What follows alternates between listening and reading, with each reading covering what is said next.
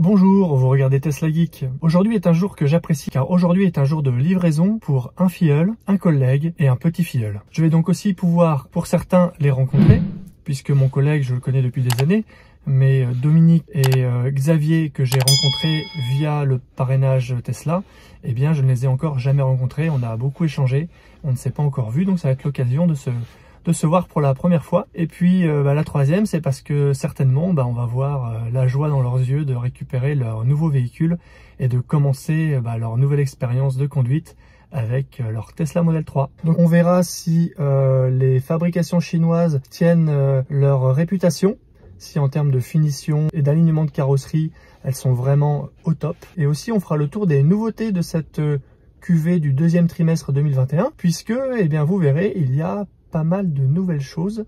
Alors extérieurement non, mais à l'intérieur vous verrez, il y a quelques petites choses qui changent. J'ai hâte de vous montrer ça.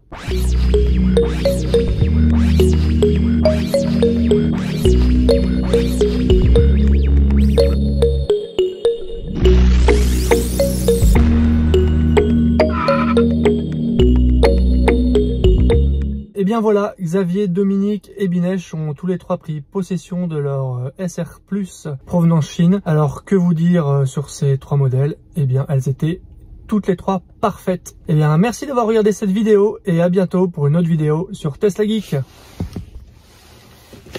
Bon ok, j'imagine que vous voulez forcément en savoir un peu plus. Du coup, eh bien je vous montre en images.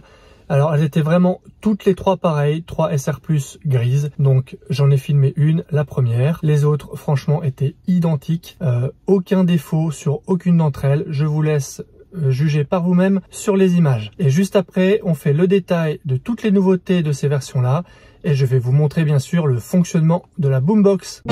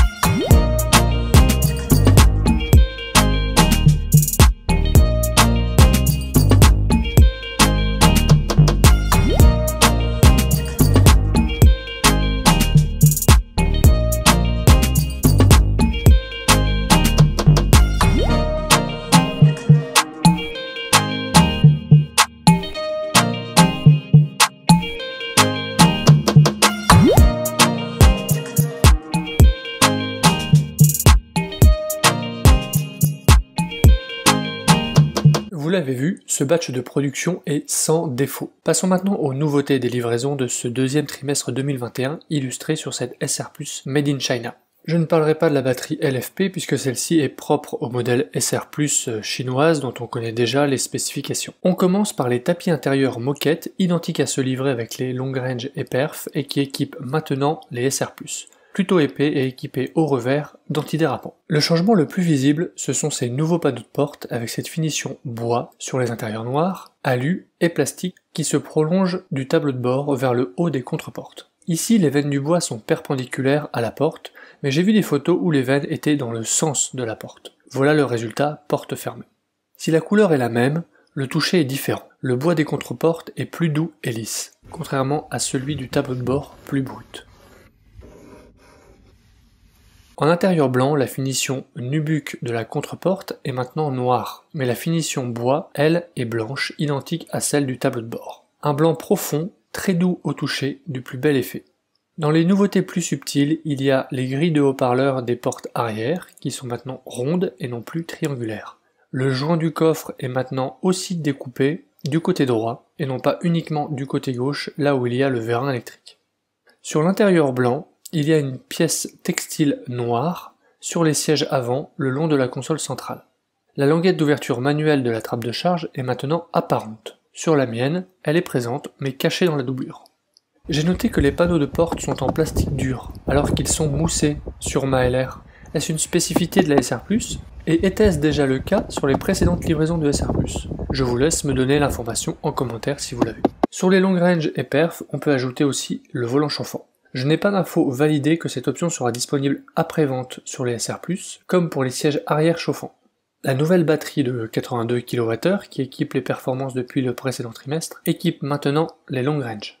Passons maintenant aux deux dernières nouveautés qui vont faire du bruit. Si les modèles 3 étaient toutes livrées avec le faisceau en attente et une grille sous le pare-choc avant, elles sont maintenant livrées avec le haut-parleur extérieur et l'avertisseur piéton qui va avec. Si en marche avant le bruit est imperceptible, en marche arrière la modèle 3 se signale par un son spatial digne d'une navette spatiale.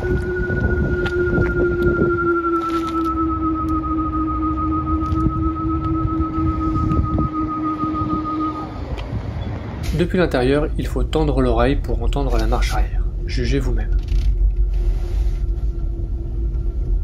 Et une fois la mise à jour 2021-4.18 installée, un nouveau gadget apparaît dans le coffre à jeu, la Boombox. Aux États-Unis, la Boombox est apparue à Noël dernier et tire profit du haut-parleur de l'avertisseur piéton afin de diffuser des sons à l'extérieur du véhicule. Boombox permet de personnaliser le bruit de l'avertisseur piéton et du klaxon. La cucaracha en klaxon et le son de K2000 en avertisseur piéton, aux États-Unis, c'est possible. En Europe, évidemment, la Boombox est bridée. Première limitation, un fonctionnement exclusivement en mode parking. J'ai mis le mode D, et donc on voit bien qu'au niveau du Boombox, c'est totalement désactivé, donc effectivement, et je vais me remettre en parking. Et là, on voit que du coup, maintenant, on a de nouveau accès.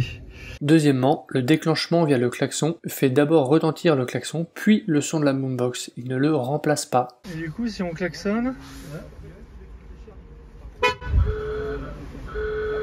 Finalement, il reste 3 utilisations possibles, toujours en stationnement. Quand on teste le son se joue sans le klaxon. Écoutez. Le coussin péteur peut aussi envoyer ses proutes sur le haut-parleur extérieur pour amuser les passants. Le contrôle anti-pollution peut à nouveau sélectionner le P vers l'extérieur. La musique qui est jouée dans la voiture peut être diffusée à l'extérieur et le contrôle du volume agit aussi sur le haut-parleur extérieur. Ici j'ai mis Happy de Pharrell Williams dans l'auto grâce à ma clé USB et vous entendez que le son sort dans le véhicule mais aussi à l'extérieur. On peut ajouter 5 sons personnalisés. Il suffit de créer un répertoire Boombox sur une clé USB, d'y mettre des fichiers audio, et ceux-ci apparaissent dans la liste, comme vous pouvez le voir. J'ai testé tous les sons livrés par défaut dans Boombox, les voilà.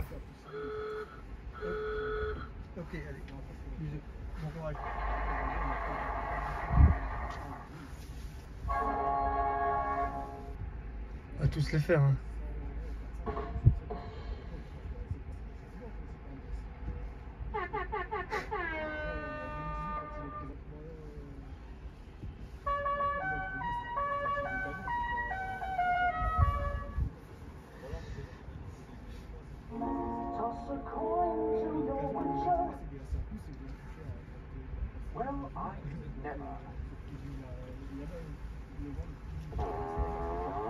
Ce gadget est rigolo, mais le plus pratique est bridé. Il se limitera à faire des blagues sur un parking. En tout cas, nous, ça nous a bien amusé. Un grand merci à Dominique, Xavier et Binesh, ainsi que Jérôme, Guillaume, Andrea et Nixon, vus sur place, pour cet agréable moment à vos côtés.